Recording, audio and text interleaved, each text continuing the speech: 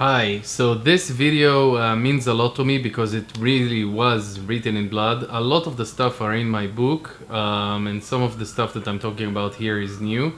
So here are some of my top tips when it comes to managing, entering, and due diligence when it comes to new partnerships and new deals that you're going to do.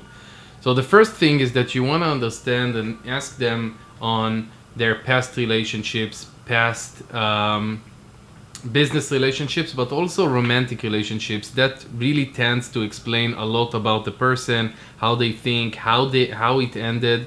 I once heard a sentence that said, if you see a person end a relationship, that's how the person really is. So if you are able to really dive into how that person ends relationships, that's a big thing.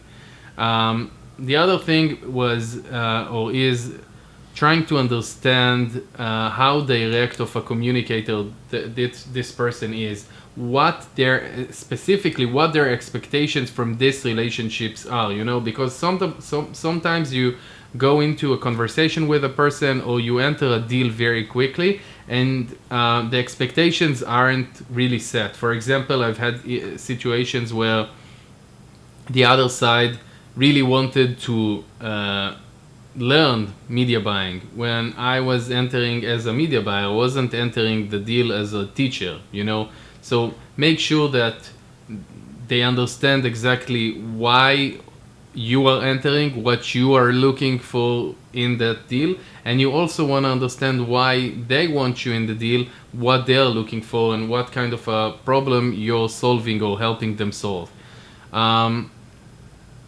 You also want to take a few things into consideration. So if you are negotiating a deal and you're at the point where you're either writing a contract or just like agreeing or something, you want to understand or see that the deal that they offer you is fair, because if it's not fair, then that tells you a lot about the person.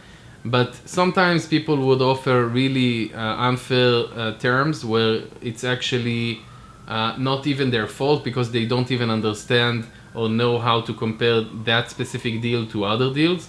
But you want to understand and constantly remind yourself that you are going to live with them. Negotiation is not about winning. You don't want to listen to all of those negotiation tips that you have on YouTube or Instagram and stuff like that, because that's just going to fuck you later down the road. Because essentially, negotiation is not about winning. It's about making sure that you feel good about something, they feel good about something, and both of the sides or the multiple sides that are in the deal can work with each other. It's not just about winning one specific round. The last tip that I want to share with you is making sure that you do not go into exclusive relationships in that specific world, unless that's something that you are completely aware of.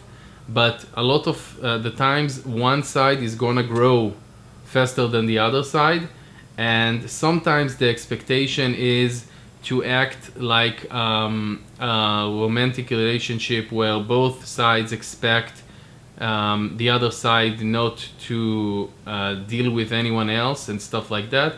So what I tend to do is understand and explain that this industry is completely dynamic and we have a good thing going on. And if you have something else that you need my help with, I would love to help. But that's also okay that you would take it on with another partner or you would do something of your own, as long as it doesn't use the knowledge, experience, or resources from our current project. So that's something that you really want to make sure, because once you go into that type of relationship, it's very hard to come out of it, especially if there is something that's already generating money for you.